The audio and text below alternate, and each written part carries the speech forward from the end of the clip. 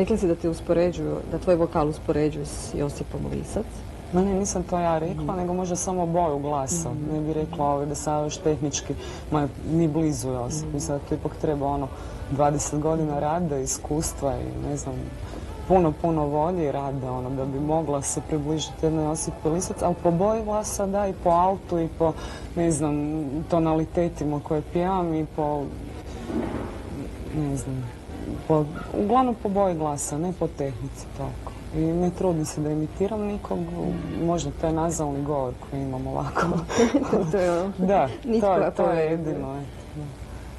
Htjela sam primijetiti, ona je jako mnogo napredovala od svojih početaka. Mnogo je radila, školovala je glas.